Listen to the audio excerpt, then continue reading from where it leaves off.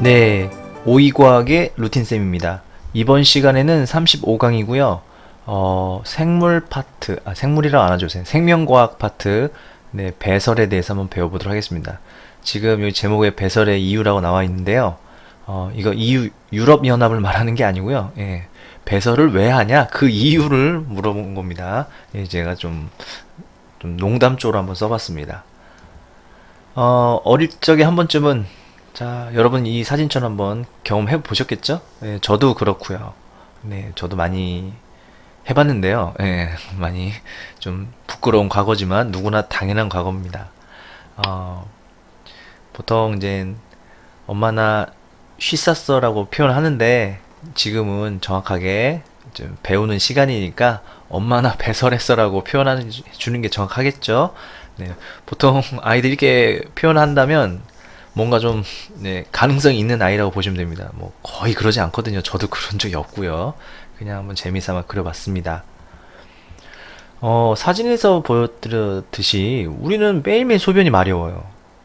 왜 소변이 마렵지? 라고 제가 물어보면 여러분께서는 어떻게 대답하실 건가요? 아마도 물을 먹었으니까, 물을 마셨으니까 마렵겠다 생각하겠지만 조금 구체적으로 배워보겠습니다. 소변이 왜 마렵냐면요. 우리는 소변이 마려운 이유는 물도 있지만 당연히 더 중요한 이유가 있습니다. 바로 유기물을 먹어서 마려운 겁니다. 그렇다면 유기물이 뭐냐? 무슨 분신물처럼 뭐 잃어버린 물건 이런 뜻이 아니고요. 유기물 뜻은 바로 그림과 같습니다. 자, 유기물을 단어 뜻을 찾아보면 이 물질 안에 탄소란 성분이 들어있는 물질, 네, 탄소가 들어있는 거를 유기물, 탄소가 없는 건 무기물이라고 표현을 하거든요. 근데 이제 우리가 먹는 대표적인 유기물이 바로 이겁니다. 바로 뭔지 아시겠죠? 뭘까요? 바로 그렇습니다.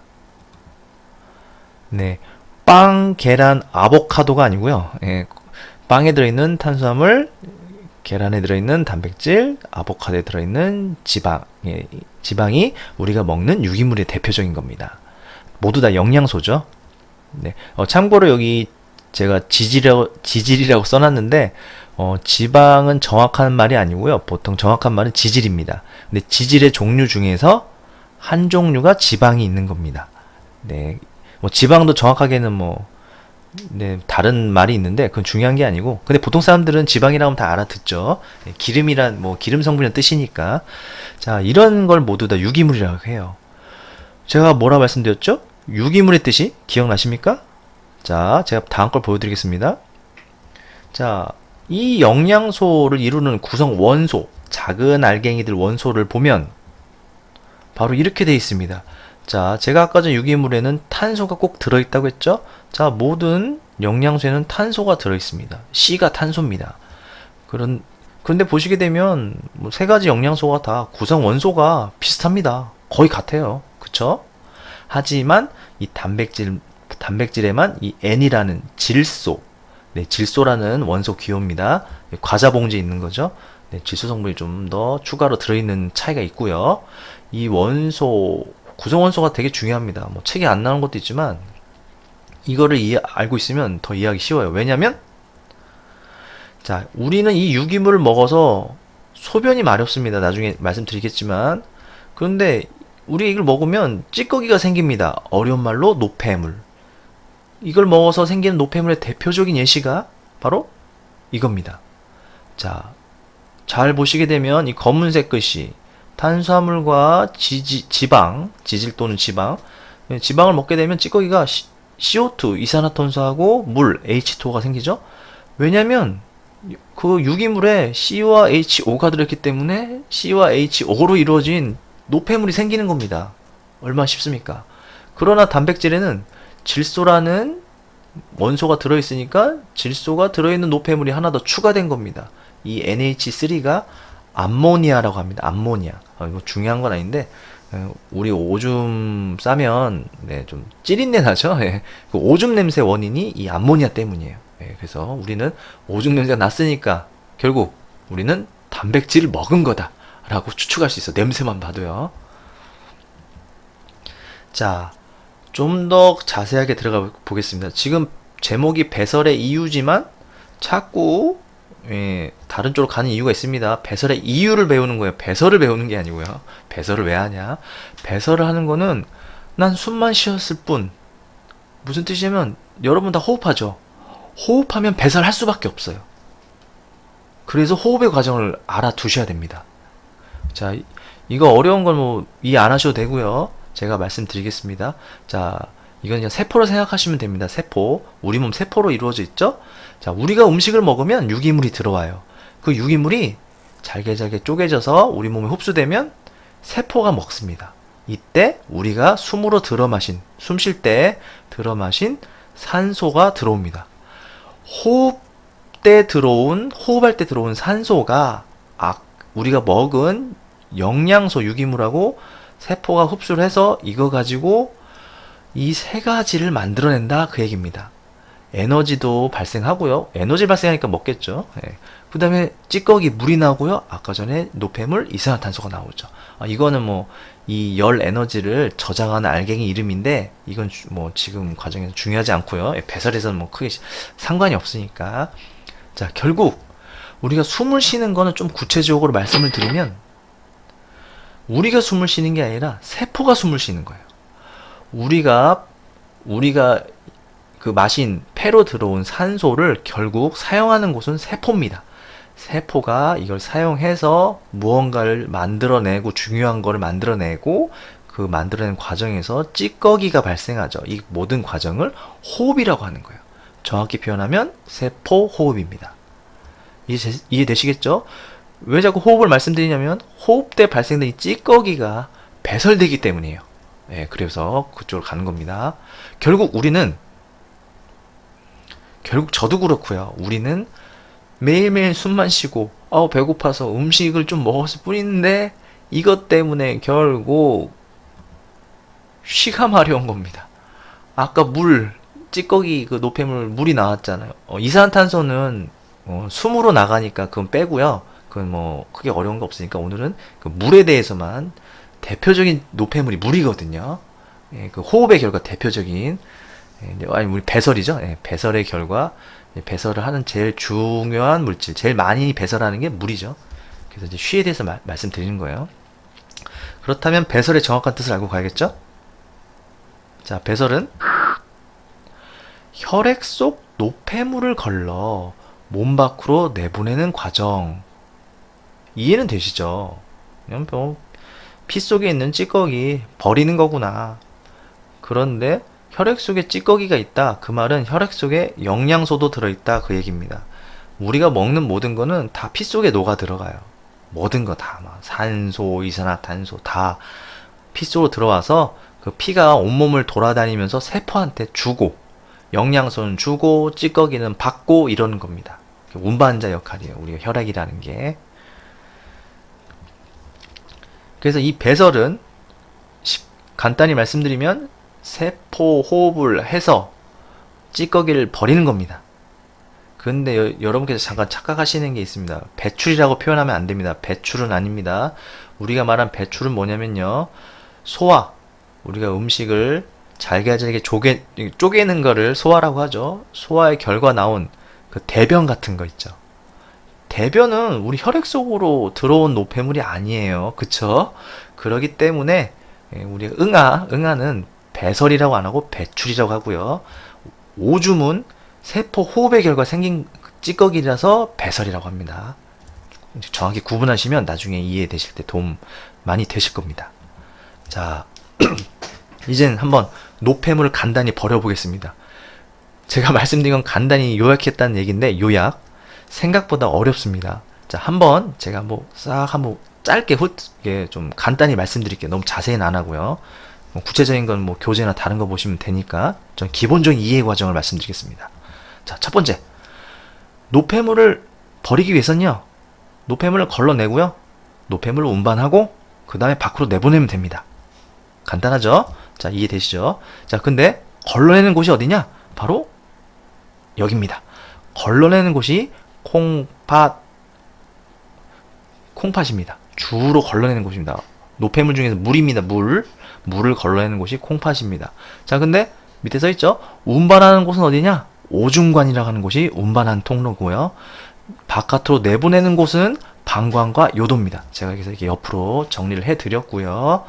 이 중에서 먼저 콩팥부터 가죠. 왜? 걸러내는 제일 중요한 기능이니까. 그러면 우리 콩팥이 뭐 콩처럼 생겼고 팥 색깔이다 해서 콩팥입니다. 네, 아주 쉽죠. 두 개가 달려 있는데 우리 몸에 콩팥을 이렇게 좀 쪼개서 해부해서 보면 크게 세 부분으로 나뉜답니다. 겉질, 속질, 콩팥 깔때기. 아주 쉬워요. 겉에 있는 물질, 겉질, 속에 있는 물질, 속질. 제일 중심에 깔때기 모양이 있답니다. 자, 깔때기 뭔지 아시죠? 깔때기는 속이 비어 있습니다. 실제 있는 깔때기 도구는 속이 비어 있죠? 그래서 콩팥 깔때기는 콩팥의 중간에 있는데 속이 약간 비어 있는 부분입니다. 이렇게 이해하시면 돼요. 그래서 깔때기 역할을 한다, 뭘 모은다, 이런 역할이 되겠죠. 오줌을 모으는 곳이겠죠. 자, 우선은 콩팥의 겉질 부분에는 사구체라는 거와 보문주머니라는 기관이 있습니다. 자, 이 사구체 보문주머니가 뭔지 좀 이따 말씀드리고, 그 다음에 콩팥의 속 부분에는 세뇨관이라는 관이 있답니다. 자, 우선은 이 단어 뜻풀이 해주면 사구체는 실 모양의 공 물체입니다. 네, 혈관들이 공 모양으로 뭉쳐진 부분을 사구체, 그 사구체를 감싸는 주머니 이름이 보먼주머니. 왜 이름이 보먼이냐면 사람 이름입니다. 과학자, 발견한 과학자 이름을 따서 그런 거니까 뭐 크게 이해하실 필요는 없고요. 자, 속질에는 세뇨관이 있는데 세뇨관 아주 가는 오줌관, 이런 뜻이에요. 한자 뜻풀이를 하면 상당히 쉽죠. 자, 이 아주 가는 오줌관과 그 혈관, 네, 혈관이 뭉쳐져 있는 거와 그걸 감싸는 주머니를 한 세트로 말하려고 했는데, 네, 우선은 사진이 먼저 나네. 제가 좀 헷갈려서. 자, 이거는 뭘 표현했냐면 사구체와 보문주머니를 제가 쉽게 이해시켜드리기 위해서 사진을 준비했습니다. 사구체 아까 공 모양의 물체라고 했죠? 예, 야구공 같은 모양이고요. 보문주머니는 야구공을 감싸는 글러브 같은 모양입니다. 이렇게 이해하시면 돼요. 자, 그런 다음에 사구체와 보문주머니 그리고 세뇨관, 이 세 가지 부분을 묶어서 우리는 한 세트로 네프론이라고 합니다. 이 네프론이 한 세트로 중요한 기능을 하기 때문에 이름이 네프론이라 하는 거예요. 뭐 뜻은 없습니다. 그냥 뭉쳐서 네프론이라 한다, 이렇게 이해하시면 되고요. 이 네프론에서 하는 중요한 기능이 있습니다. 바로 여과 제흡수 분비라는 거예요. 쉽게 말씀드리면 여과 걸러냅니다. 자, 야구공 같은 혈관에서 사구체에서 보문주머니 쪽으로 걸러지는 걸 여과라고 그래요. 이쪽으로 걸러져야 나중에 오줌으로 만들어지거든요. 그런데 만약에 이 글러브 모양 보문주머니로 걸러질 때 우리가 필요한 영양소까지 같이 들어갔다, 그러면 중요한 영양소까지 오줌으로 나오겠죠. 예, 그러면 안 되니까 다시 하고 이렇게 흡수한다는 겁니다. 그래서 그런 재흡수 과정도 여기서 벌어지고요. 그리고 혹시나 이 사구체에서 보문주머니로 찌꺼기, 노폐물이 걸러서 나가야 되는데 못 나갈 수도 있어요. 완벽하지 않잖아요, 세상이라는 게. 그럴 걸 대비해서 다른 곳에서 다시 이 보문주머니가 연결된 작은 오줌관으로 다시 찌꺼기가 분비되는 일이 벌어지기도 합니다. 사구체에서 보문주머니로 미처 빠져나가지 못한 그런 노폐물들은 분비 과정을 거쳐서 결국 이 세뇨관, 가는 오줌관으로 이동한다는 거예요. 어떻게든 걸러낸다, 그 얘기입니다. 예, 어떻게든. 자, 이런 과정을 거치게 되면 비로소 진정한 오줌이 만들어지겠죠. 이 오줌은 화살표 따라가면 콩팥 깔때기, 예, 콩팥에 있는 제일 가운데 부분이에요. 깔때기 모양. 그 부분을 가서 오줌이 일시적으로 모입니다. 참고로 이 네프론은 이 콩팥에 수천 개 엄청나게 많습니다. 예, 큰 게 하나가 있는 게 아니에요. 동시에 수천 개의 네프론 기관들이 일을 하면서 오줌을 만들어 모으면 콩팥 깔때 모이고, 이 오줌은 화살표를 따라서 오줌이 어디론가 이동하겠죠. 그게 바로 오줌관입니다. 콩팥으로 이제 나오겠죠. 콩팥에서 나오게 되면 그 연결된 관 이름이 오줌관이에요. 엄청 쉽죠? 이 오줌관을 통해서 방광으로 들어가고, 방광에서 이제 요돌통에서 바로 쉬가 나오는 겁니다. 자, 이해되시나요? 상당히 어렵죠? 그래서 제가 준비했습니다. 여러분께서는 보는 것만이 다 답이 아닙니다. 자기가 진정으로 머릿속으로 이해하고 암기했을 때 자신의 것이 돼요. 저만 설명하면 제 것이 됩니다. 저도 이거 정리하느라 저도 많이 공부하고 복습했어요. 여러분도 같이 한번 눈을 감고 한번 해보죠. 자, 여러분 눈을 감으세요. 제가 말로 힌트를 드리겠습니다. 자, 우선 노폐물을 걸러내기 위해서 무슨 일을 하냐면 제가 먼저 말씀드릴게요. 자, 노폐물 우선 걸러내야겠죠. 걸러냅니다. 자, 걸러내는 기관이 어디다? 자, 자신이 스스로 말씀하셔야 됩니다. 이거 듣고 있는 와중에도. 자, 걸러내는 곳이 바로 네, 콩팥입니다. 눈 뜨지 마세요. 제가 다 말씀드릴게요. 자, 콩팥입니다. 자, 콩팥에는 세 가지 부분이 있다. 그 세 가지 부분이 어디다? 자, 말씀하셨죠? 겉질, 속질, 콩팥 깔때기다. 그런 겁니다. 겉에 있는 물질, 속에 있는 물질. 자, 겉질에는 뭐가 있다? 무슨 글러브 모양이 있었죠? 자, 제가 힌트 드립니다. 야구공 모양과 글러브 모양. 자, 겉질에는 그렇습니다. 야구공 모양 사구체, 글러브 모양 보문주머니가 있고요. 속질에는 아주 가는 오줌관, 세 글자로? 네, 그렇습니다. 세뇨관이 존재하죠. 이 그림은 야구공 그림이고요. 아직 눈 뜨면 안 됩니다. 자, 제가 다 말씀드릴 거예요. 자, 그러면 사구체 보문주머니, 그 다음에 속질에 있는 세뇨관을 합쳐서 영어 세 글자로 뭐라 부른다? 그 세트를? 네. 라고 하는 네프론입니다. 네로 시작하죠. 네프론이라는 이름이 생겼고요. 이 네프론에서 하는 제일 중요한 기능이 있습니다. 막 걸러내고 다시 하고 이렇게 다시 이렇게 뱉고 하는 거 기억하셨나요? 네, 그렇습니다. 여과, 제흡수, 분비 이 세 과정을 거쳐서 진정한 오줌을 만듭니다. 이 오줌을 만들면 이게 어디로 모인다? 콩팥의 어디 부분? 그렇습니다. 콩팥 깔때기에 모이죠. 일시적으로 오줌이 모입니다. 오줌이 모이면 그 오줌이 드디어 콩팥 바깥으로 나가는 겁니다. 상상을 하셔야 됩니다. 콩팥 바깥으로 나가면 어디로 간다? 네, 그렇습니다. 바로 오줌관을 통해서 우리 오줌 주머니 방광, 그다음에 이제 오줌이 나가는 길 요도를 통해서 결국 우리는 쉬를 싸는 겁니다. 여기까지 하셨나요? 그렇다면 눈 뜨시고. 네, 축하드립니다. 지금 갑자기 제가 눈을 감고 하라고 말씀드렸는데 꼭 하셔야 됩니다. 눈을 감고 대부분 맞추신 분들도 축하드리고요. 만약에 눈을 감고 반도 못 맞췄어도 눈을 감고 도전했기 때문에 그 도전 정신을 축하드립니다. 무조건 하는 게 여러분께 도움이 돼요. 하나도 못 맞추더라도 도전하는 게 좋습니다. 이렇게 해서 간단히 배설하는 이유에 대해서 말씀을 드렸고요. 제가 이제 오늘 마지막으로 좀 길어졌는데, 자, 정정당 이제 공부법에 대해서 간단히 말씀드리면, 보통 요리사는 요리를 직접 하고요. 설거지도 직접 합니다. 조금 이제 뭐 고참이 되면 이제 남한테 시키기도 하지만, 근데 여러분 고참이 아니죠.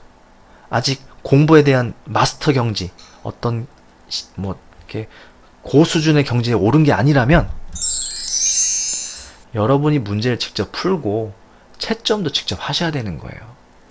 네, 보통 대부분 학생들은 채점을 직접 하겠지만 가끔 제가 안 하는 학생들을 봤습니다. 뭐 엄마가 해주신다거나 학원쌤이 해주시기도 하는데 그건 학원쌤이 그러시다면 그 선생님한 이유가 있으니까 따르시면 되지만 혹시나 혼자 공부하시는 학생들이 있으면 직접 채점하는 게 좋습니다. 채점하면서 뭐가 틀렸고 어떻게 틀렸고 그렇게 분석하면서 채점하는 것도 자신의 공부의 일부라는 걸 말씀드리겠습니다. 이상으로 마치겠습니다.